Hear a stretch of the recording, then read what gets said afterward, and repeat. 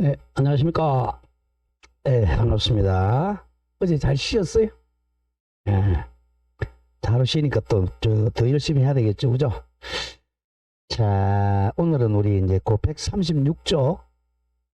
자, 근저당 할 차례야, 근저당. 근저당은 한두 문제 꼭 나와요. 근저당 우리 사회생활 하면서도 많이 들어봤으니까 근저당의 문제는 알아야 되겠죠, 그죠? 근저당. 자, 그는 이게 이제 뿌리 근자인데, 이게 이제 우리 일본 학자들이 이제 번역한 거예요. 그럼 이제 기본 계약을 근이라고 번역한 겁니다. 우리 기본을 뿌리라고 그러잖아, 뿌리. 근데 기본 계약이 있어야 돼요. 기본 계약. 기본 계약이 이제 이걸 계속적 계약이라고 그래. 계속적 계약. 막 1년, 2년 긴 계약이죠. 기본 계약. 계속적인 기본 계약. 계속적 계약이. 대개 보면 우리 이제 쉽게 얘기해서 마이너스 통장 계약 생각하면 돼요. 마이너스 통장 계약을 하면 보통 우리 한 1년씩 계약하잖아요. 그죠? 1년. 우리가 마이너스 통장 계약하면서 여러분들이 만약에 회사 다녔으면 월급 채권이잖아요. 월급을 채피는 거예요. 그러니 그걸 일명 근질권이라 그래요. 여러분들은 근질권하고 마이너스 통장 계약을 이제 하는데, 그런데 우리 부동산을 제공해야 돼. 부동산. 월급을 제공하는 게 이제 부동산을 제공하는 거죠. 갑하고 을이 이제 갑이 은행에 가서 자 마이너스 통장 계약을 개설합니다. 이게 이제 기본 계약을 하는 거죠. 또 사업하는 사람 같으면 프랜차이즈 계약,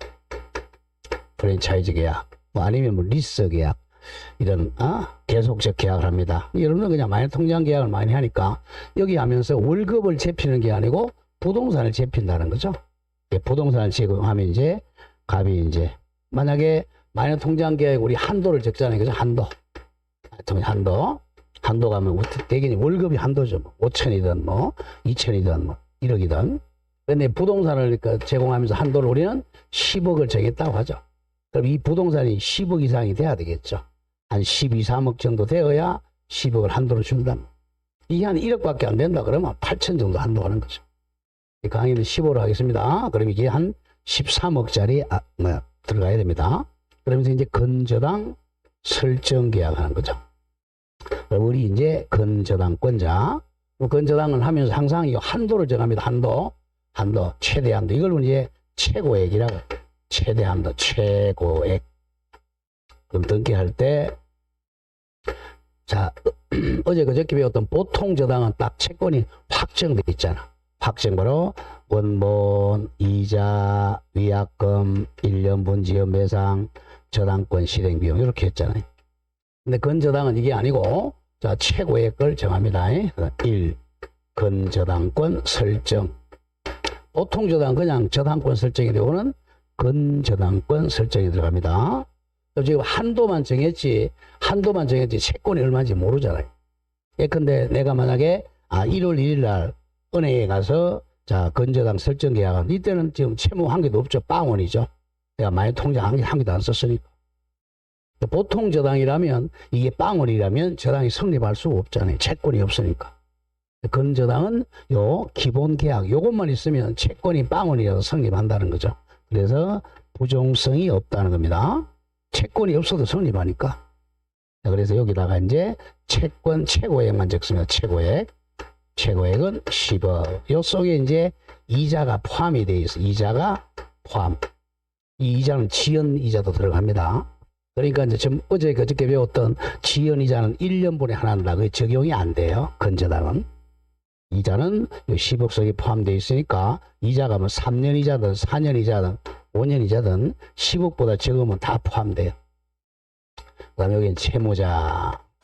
채무자는 갑. 다음에 근저당권자. 근자 적겠죠? 근저당권자. 은행 무슨 지점 이렇게 되죠. 보통 저당은 여기다가 채권액을 적는데 근저당은 최고액을 적습니다. 그 다음에 여기에 근저당이라는 뜻을 적어요. 여기다가 기본 계약은 등기 안 합니다. 기본 계약은 마이너스 통장 계약, 당좌 대여 계약은 등기 안 해요. 여기 이제 근저당이야. 그러면 최대 한도가 이제 10억이었어요. 10억. 그리고 내가 이제 계약은 2월 1일 하고 2월 1일 등기했습니다. 자, 지금 마이너스 통장 계약에는 빵원입니다. 돈 빌린 게 없어요. 근데 나중에 또 마이너스 한 3억 썼다. 그럼 채권이 3억이죠. 그리고 또 한 2달이 다 갚았다. 빵원. 자, 보통 저당이면 여기 이제 소멸하는데 부정성 때문에.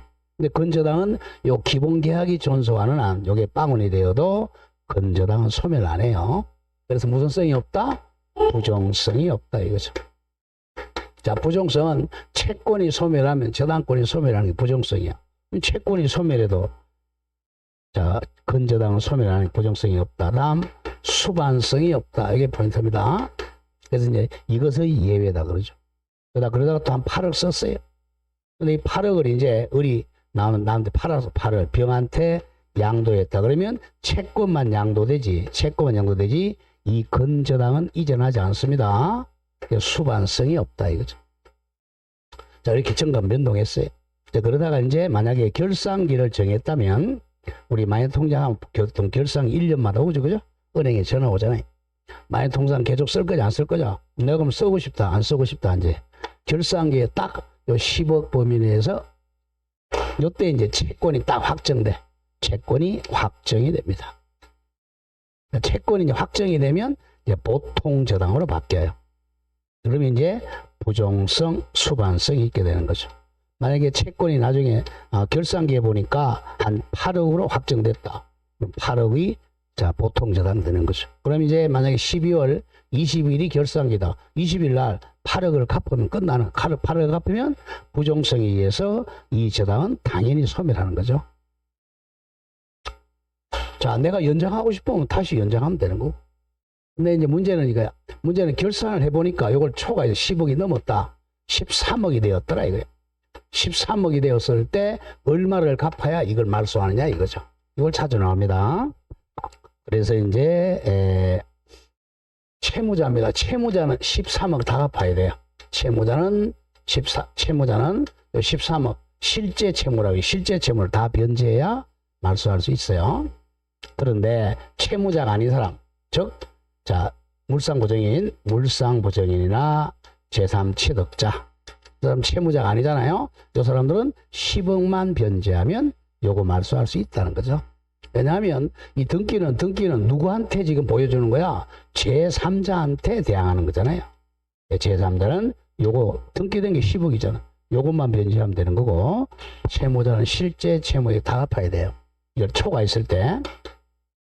문제는 요거 밑에 있는 거, 요거는 뭐 누구나 8억만 갚는 거죠. 여기 이제 부정성, 수반성이 있다. 요게 포인트. 그럼 여기서부터 이제 보통 저당이 되는 거예요. 그래서 채권이 확정되기 전까지 이게 정관 변동하는 상태에서는 근저당, 채권이 확정되면 보통 저당으로 바뀝니다. 자, 그러면 이제 확정 딱 됐어요. 8억이 확정되든 13억이 확정되든 그럼 갚아야 되잖아요. 안 갚으면 이제 경매 청구한다는 거죠. 자, 가보죠. 그 근저당 1의는 일단 제목에 줄것에 무슨 성의 예외다? 부정성, 수반성의 예외다. 부정성하고 수반성이 없다는 거야. 자, 그럼 우리가 이제 담보물건의 통유성이 물 이렇게 외웠잖아요, 그죠? 그 중에 이제 근저당은 여기 없다는 거죠. 요것만 있고. 자, 갑니다. 357조 근저당 1항. 저당권은 그 담보할 언더라인 돼 있죠. 채무의 최고액만 정하고, 그 최고액, 요게 이제 적어보세요. 최고액은, 자, 우선 변제받을 최대 한도입니다. 경매 들어갔을 때 우선 변제받는 최대 한도를 최고액이라 그래요. 최고액만 정하고, 그 채무의 확정을, 채무 같은 말 채권이죠.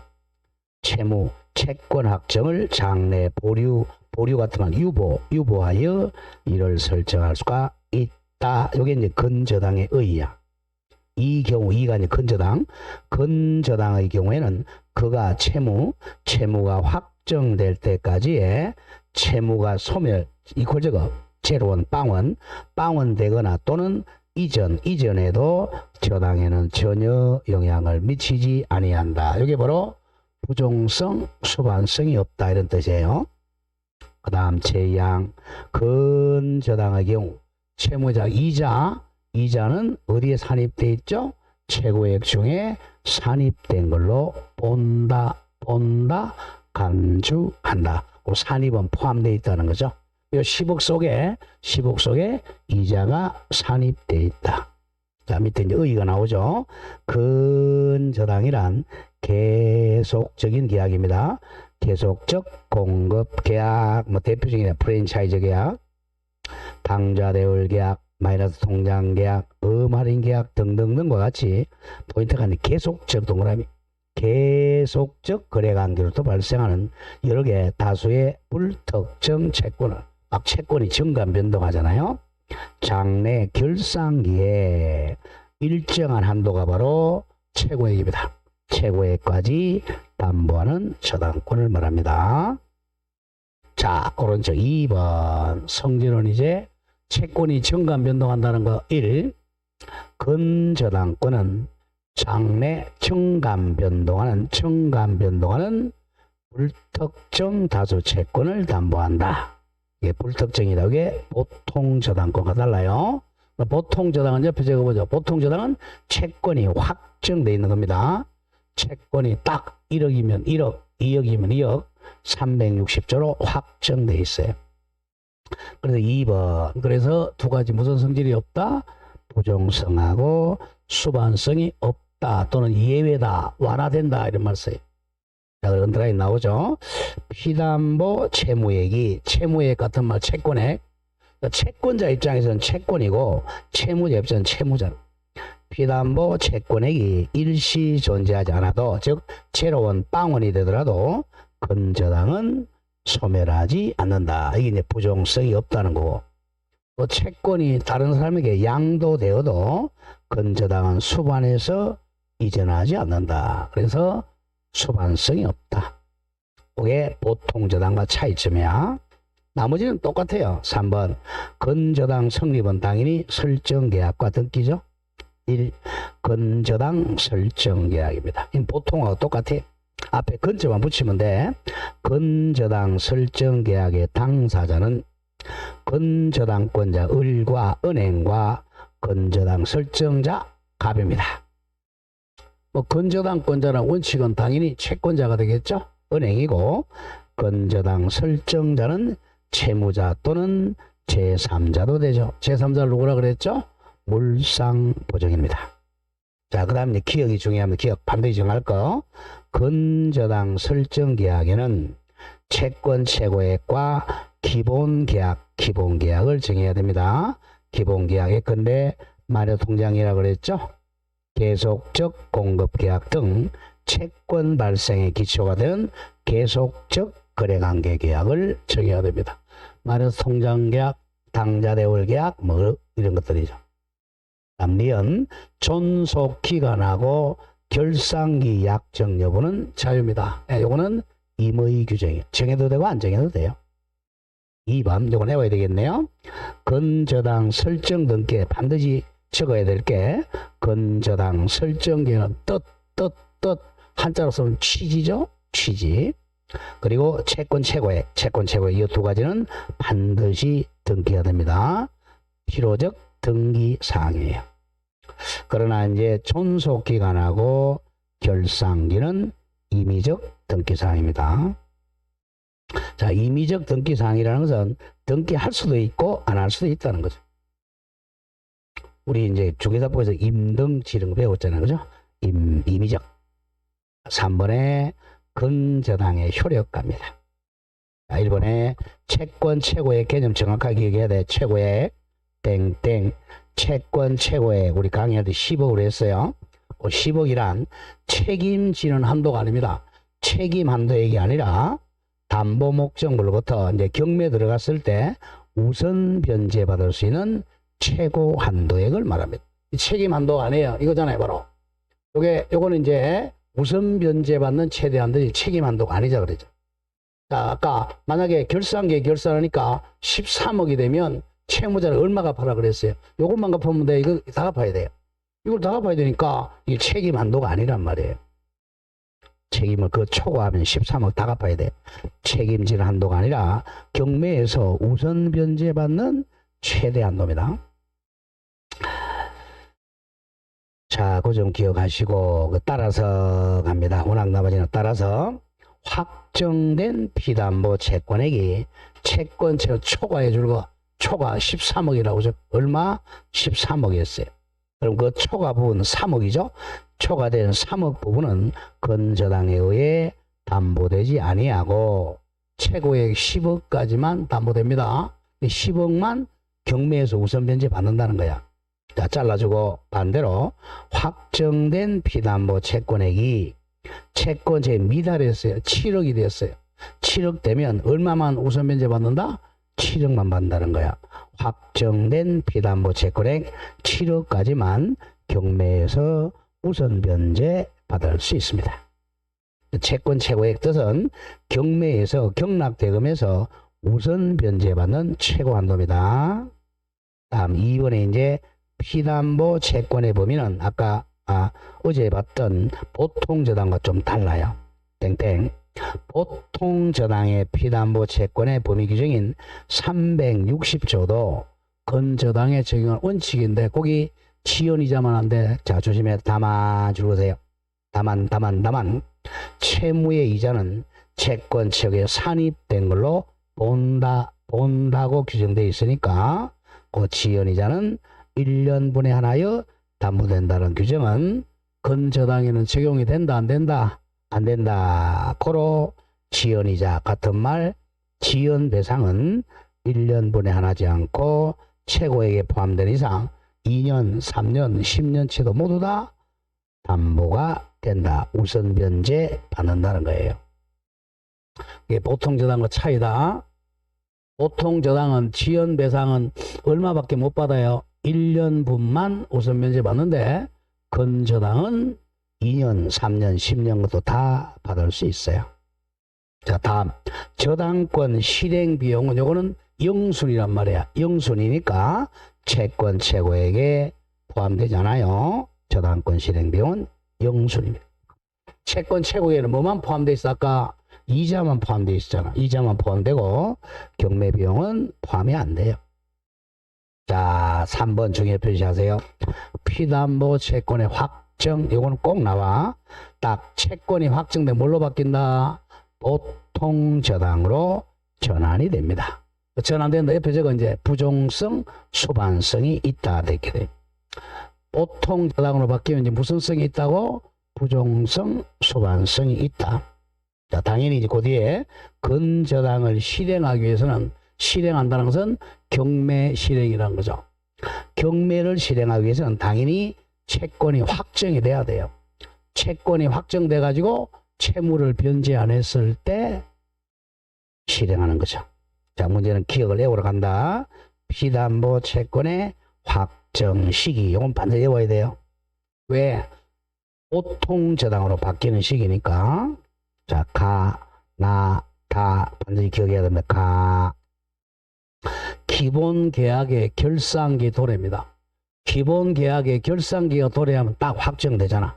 자, 우리가 결산기가 딱 도래하면 7억으로 확정되든 10억으로 확정되든 13억으로 확정되든 결산기 도래하면 확정돼. 또 존속기간 만료.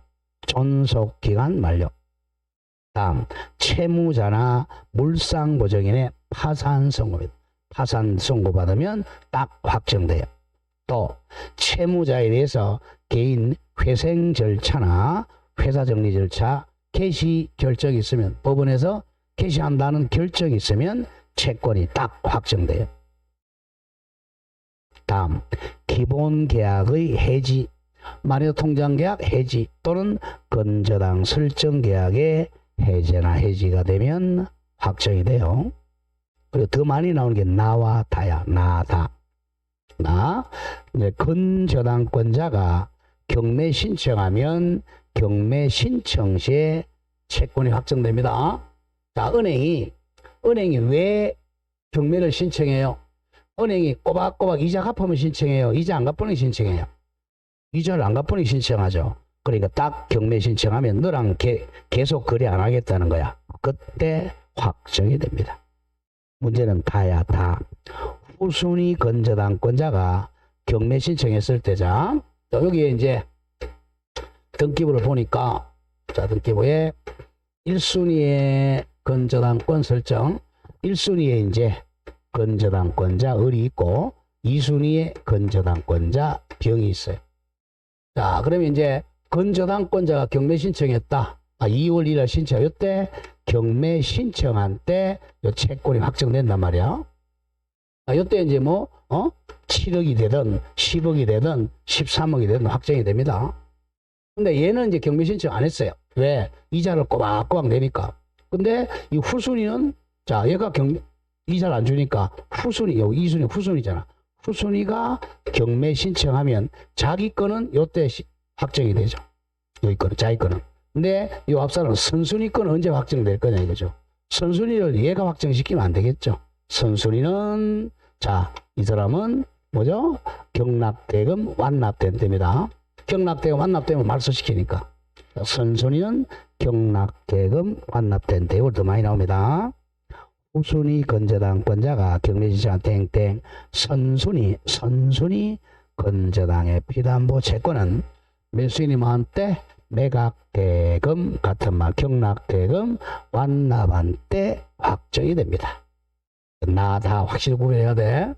건저당권자가 경매 신청하면 자기 거는 경매 신청 시에 확정이 되고 선순위 거는 언제라고? 경락대금 완납한 때 확정이 됩니다. 그 이유는 이거예요. 자, 경매 신청을 만약에 2월 1일 했다. 그러면 경매를 하면 최소한도 경매는 최소한도 6개월 이상 걸려요. 6개월 이상. 경매하면, 경매 신청하면 한 6개월 이상 걸립니다. 그래서 이제 이 사람은 최소한도 6개월 이상 이자 받을 권리가 있잖아. 이자 받을 권리가 있으니까 이거 더 받으라는 거죠. 그래서 완납한 때에 확정됩니다. 대법원까지 가면 3년 걸릴 수도 있어요. 3년치 이자를 다 받으라는 거죠. 왜? 자기가 경매 신청 안 했으니까. 다음 미연 갑니다. 피담보 채권이 확정이 되면 이제 뭘로 바뀌었다 그랬어요?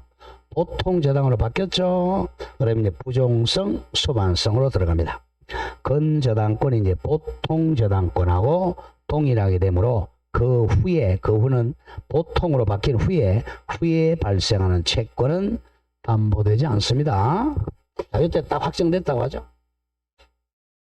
자, 채권이 확정됐어요. 만약에 자, 경매 신청 시 경락대 완납 시 요게 이제 한 12월 1일이라고 하죠. 그리고 나서 이제 여기 만약에 7억이 확정됐다고 하죠. 근데 12월 한 3일 날 확정되고 나서 한 1억을 더 썼어요. 8억이 되더라도 이 7억까지만 우선 변제 받고 요 1억은 담보 안 됩니다. 담보가 안 돼. 우선 변제 못 받아요. 그 후에 채권은 담보되지 않습니다. 자, 그리고 디귿 자주 나온다. 주의할 점은 반대 외우라는 겁니다. 자, 가보죠. 자, 확정된 피담보 채권액이 채권책을 초과했어요. 13억이 됐다고 하죠. 13억이 되면 3억은 담보 안 된다 그랬어요. 그 초과되면 건저당 설정자인 채무자입니다. 채무자는 13억 다 갚아야 돼. 채무자는 확정된 피담보 채권액 13억 전부를 변제해야만 건저당 소멸 청구할이 있다. 자, 반대로 채무자가 아닌 채무자 이의 자, 그 두 명 외워야 돼. 누구 나오죠? 물상보증이 나고 제3취득자는 채무자가 아닙니다. 채무자 얘네들은 얼마만? 채권 최고의 10억만 변제하고 건저당 소멸 청구할 수 있다는 거 반드시 기억해야 돼요. 자, 확정이 13억에 확정됐다 바로 적어준 거죠. 채무자는 이 13억 전액을 변제해야 이 건저당 등기를 말소할 수 있습니다. 근데 채무자가 아닌 누구 물상보증이 나고 제3취득자는 요 최고액 요것만 변제하면 말소할 수 있다. 여기는 답으로 가장 많이 나와요. 자, 이제 양가로 4번 내려옵니다. 건저당권의 양도. 자, 조심하게 원칙은, 자, 요 채권이, 개개의 채권이 양도되면 건저당 양도 안 된다 그랬죠? 아직 수반성이니까. 자, 그래서 채권이 확정되기 전까지는 이 채권이 양도되어도 건저당 이전 안 합니다. 채권이 이제 딱 확정되면 뭘로 바뀌었어요? 확정되면 이제 보통 저당으로 바뀌었죠. 그럼 이때는 이게 양도가 가능한 거죠. 갑니다. 자, 동그라미 1. 근저당권은 피담보 채권과 분리하여 처분할 수가 없다. 이게 이제 수반성이야. 그럼 문제는 이제 동그라미 2번이에요. 근저당권의 피담보 채권이 확정되지 않은 상태야. 채권이 확정이 안 됐죠? 그러면 수반성 없다 그랬죠? 개개의 피담보 채권이 뭐 3억, 5억, 7억이 양도 또는 대신 변제 중에 대의변제, 제3자가 대의변제로 인하여 타인 병이라고 놓죠. 병에게 이전되더라도 근저당은 수반 안 한다. 수반하여 근저당은 이전되지 않습니다. 근저당 이전 등기를 못해요. 아직 채권이 확정되기 전이니까 이게 만약에 7억이다. 7억을 어리 병한테 팔아도 채권만 양도되는 것이지 근저당은 이전한다. 이전되지 않는다. 이전되지 않습니다. 무슨성이 없으니까 수반성이 없어요. 수반은 채권을 따라가는 게 수반입니다. 그런데 반대 3번 확정된 채권. 확정 나왔죠. 확정된 채권. 확정됐으니까 이전합니다. 확정된 채권의 건데 7억 채권의 전부 또는 일부가 양도되거나 또는 확정됐으니까 대신 변제하면 근저당은 피담보 채권의 수반하여 이전이 된다. 이때는 이제 근저당 이전 등기를 합니다. 그러니까 근저당은 채권이 확정되기 전에는 근저당 이전 안 돼요. 채권 확정 후에만 이전됩니다. 자, 5번 이제 근저당의 소멸. 자, 1번 채권이 확정됐어. 뭘로 바뀌었어요? 보통으로 바뀌었으니까 확정 후에 피담보 채권이 존재하지 않거나 빵원이 되거나 또는 변제로 소멸하면 근저당은 당연히 뭐 하겠어요? 소멸한다. 무슨 성이야? 부종성입니다. 다음 2번 채권이 확정되기 전이야. 전에는 아직 근저당입니다. 근저당이니까 돈 갚아도 소멸 안 해요. 그럼 어떻게 해야 되느냐? 언제든지 기본 계약과 마이너 통장 계약과 설정 해지하면 근저당을 소멸시킬 수 있습니다. 은행에 가서 나 이제 마이너 통장 계약 안 하겠다. 그리고 돈값 해지하면 소멸시킬 수 있습니다. 자, 3번 경매 부동산의 제3의 취득자는 제3 취득자가 누구였죠? 까먹었지? 누구죠?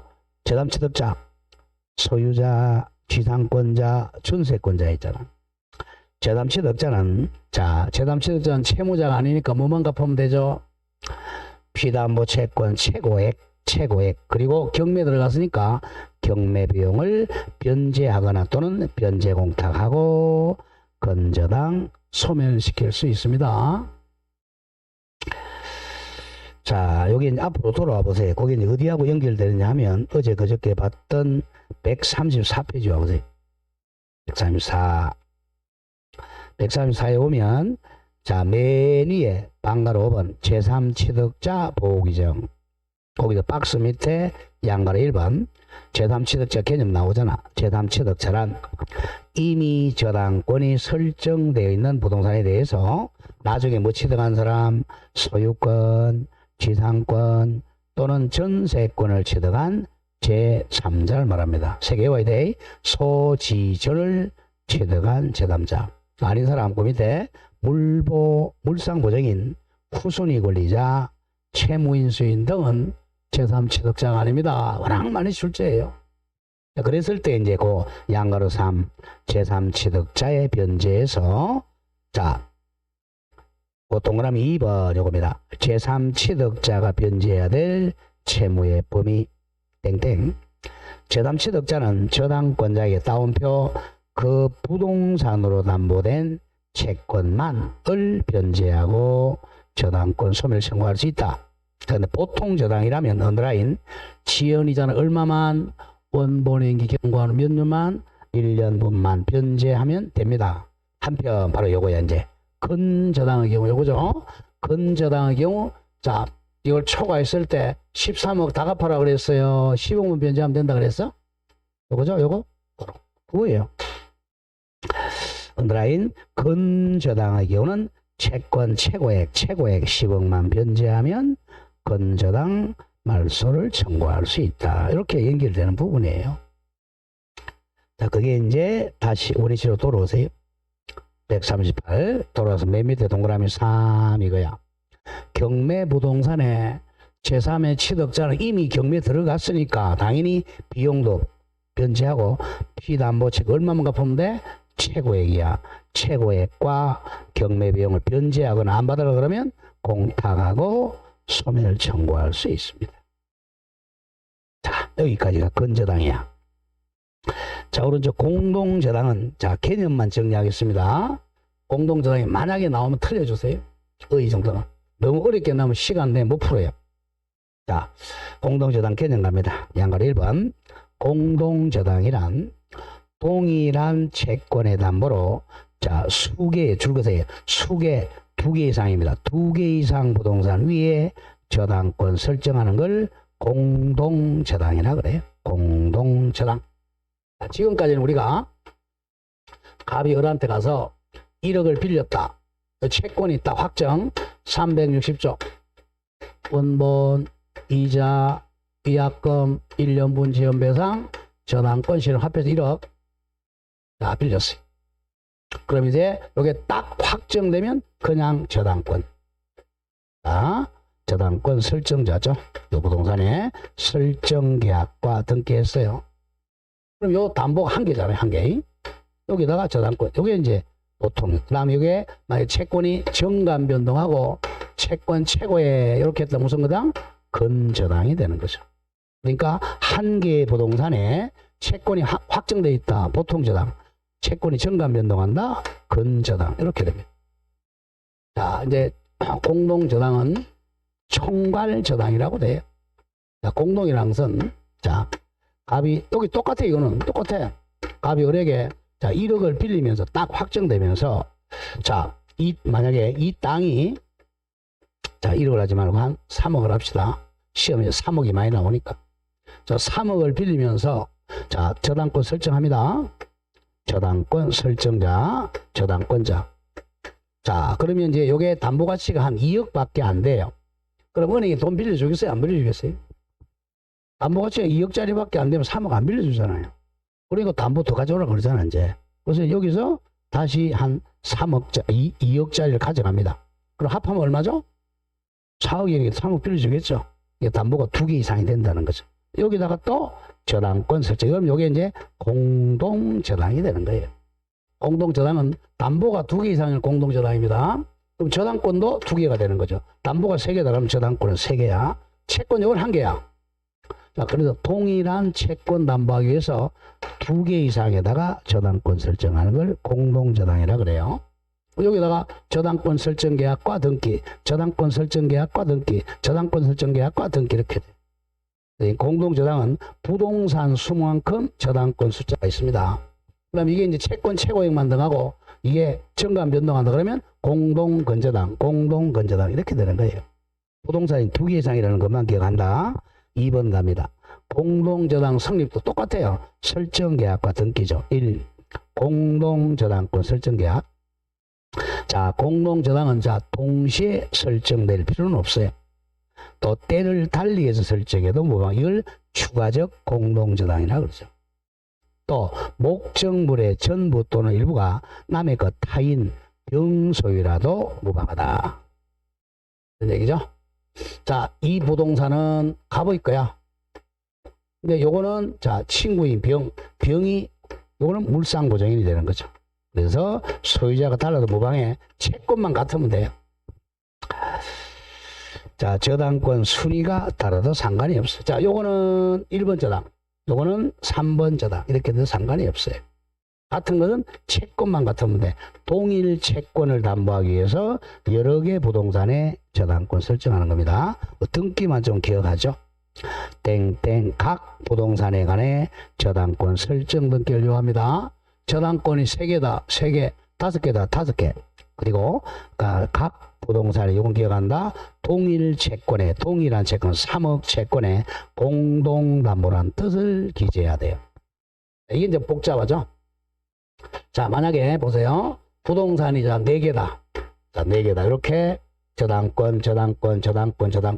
여기다가 여기 A 부동산, B 부동산, C 부동산, D 부동산이야. 그러면 여기다가 공동담보라는 뜻을 적어줘야 자, 여기 B, C, D가 공동담보다는 뜻을 적어야 되겠고, 여기는 또 A, C, D가 공동담보, 여기는 A, B, D가 공동담보, 여기는 A, B, C가 공동담보라는 뜻을 적어줘야 돼.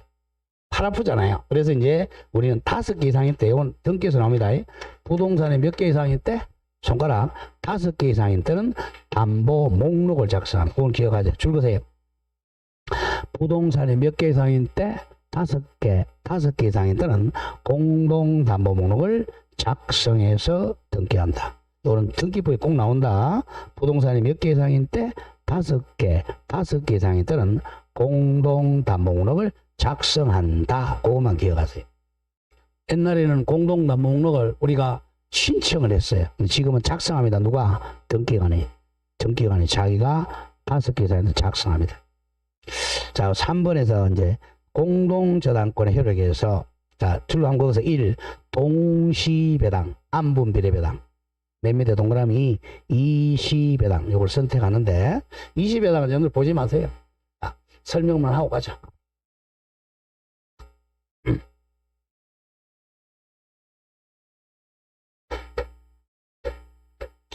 자, 우리가 3억을 자, 채권입니다. 이게 피담보 채권이야. 그러면 이쪽이 저당권 설정자, 공동 저당권자가 됩니다. 자, 여기다 이제 부동산을 3개 했다고 하죠. 3개. 3개에다가 저당권 설정했어요. 자, 채권은 3억 1개인데 부동산 3개, 저당권 등기도 3개가 되겠죠. 자, 그러면 이제 공동저당권자가 갑이 돈을 갚으면 3억을 빵원 그러면 이 저당권은 다 소멸하는 거죠. 부종성에 의해서. 돈을 안 갚았어요. 돈을 변제를 안 하니까 이제 경매한단 말이야. 을이 이제 경매할 때는 자기가 선택하면 돼. 공동저당권자는 이 3개를 한꺼번에 경매한다 그러면 이걸 동시한다 그래서 동시배당이라 그래. 같은 날짜. 자, 2월 1일 날 한꺼번에 경매했다. 이렇게 할 수도 있고, 요거는 2월 1일 날 경매 넣고, 요거는 한 5월 1일 날 넣고, 이거는 11일 이렇게 날짜를 다르게 넣을 수도 있고, 이시배당이라고 시간이 다르게 이시 또는 순차로 경매 배당 신청해도 됩니다. 선택입니다. 여기는 시간이 너무 많이 걸려요. 요거는 이제 그래도 한 1분에 풀 수 있으니까 요거는 가보죠. 동시배당. 이게 이제 동시배당 하게 되면 자, 대개만 1순위, 얘가 1순위다. 여기도 1순위다. 여기도 1순위다. 여기도 1순위라고 하죠. 자, 동시배당은 뒤에 나오지만, 안분 비례배당이다. 여기 비례. 안분은 몰라요. 그냥 비례배당한다. 자, 경매대가에 비례한다는 거야. 여기, 자, 한꺼번에 경매 넣으니까, 여기서 A 부동산, B 부동산, C 부동산인데, 여기서 3억에 경락이 됐어요. 그 다음에, 요, B 부동산에 2억에 경락이 되고 C 부동산에 1억에 경락됩니다. 그럼 총 합하는 게 얼마죠? 경락대금이? 총 합하는 게 얼마예요? 6억이잖아. 6억이니까 자, 여기 1순위라면 자, 우리가 불. 자, 불가분성에 의한다면 불가분성이 예외야. 불가분에 의하면 1순위 여기서 3억 받아야죠. 여기서 얼마 받아야 돼? 2억. 여기서 1억. 그러면 6억 받잖아. 원래 받을 돈이 얼마인데? 3억인데 6억 받으면 안 되잖아요. 그래서 이제 비례해서 배당을 실시한다는 거야. 여기서 3억 다 안 주고 1순위인데도 얘가 1순위인데도 불구하고 3억 다 안 주고 여기서 자 1억 5천만 준다 배당한다는 거죠. 여기서 1억만 배당하고 여기서 5천만 원만 배당합니다. 그럼 얼마죠? 1억 5천이 얼마 다 받죠? 3억 받죠. 이런 식으로 자 경매대가에 비례하는 거의 출제는 3대 2대1로 출제해요. 만약에 부동산이 2개다 그러면 2대1 아니면 3대1로 나옵니다. 거의 3대1. 그럼 어떻게 계산하느냐? 그냥 애고서 그냥 3대 2대1 대개 그냥 끼워 맞추면 돼. 계산 객관식 문제니까 이게 계산하려고 하면 1분 더 걸려요. 그리고 꼭 하고 싶다 그러면 어떻게 해야 되냐면 그냥 듣기만 들으세요. 실제 시험장에서는 써먹지 말고 3억. 학교는 계산 문제 머리 아파 죽겠는데 그죠? 3억 곱하기 요 밑에 분모는 경락대금을 합하면 돼.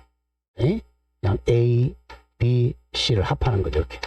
여기서 3억, 2억, 1억이잖아. 그럼 이제 분자는 자 A 부동산의 경락대가.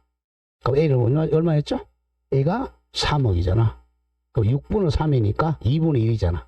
1을 3으로 나오니까 1억 5천이 나오는 거예요. 만약에 B 부동산이다. 그럼 B 부동산은 2억이었죠? 6분의 2니까 1억이죠. 그다음 C 부동산은 1억이니까 6분의 1이니까 5천 이렇게 돼. 계산을 하면 1분만 못 풀어요. 그래서 3대 2대 1 이렇게. 만약에 두 개가 나왔다 그러면 자 3대 1이나 2대 1은 거의 2대 1로 나와요. 20배당 보지 말고 이거는 절대 여러분들 시간 많이 걸려요. 안분 비례배당 동시배당은 그 정도만 기억하죠. 보죠. 동그라미 1 동시배당은 안분 비례배당한다. 비례배당. 이걸 왜 알아야 되냐 하면 자 우리가 주임법에 가면 이렇게 나와요. 주임법에 가면 갑의 토지 위에 갑의 건물이 있어요. 여기에 대한 이제 우리가 임차인으로 들어갔습니다. 임차인. 그래서 대항력과 확정일자 받아 우선 면제권도 갖추었어요. 자, 임차보전금이 9천만 원이다. 자, 그러면 자, 이 땅하고 건물을 동시배당한단 말이에요. 동시배당하면 안분비례 한다는 거예요. 안분비례. 안분비례. 만약에 9천 같으면 여기가 만약에 여기가 3억이 경납되고 여기서 1억이 경납됐다. 그럼 계산하기 8천 원 해야 되겠네. 계산하기 쉽게.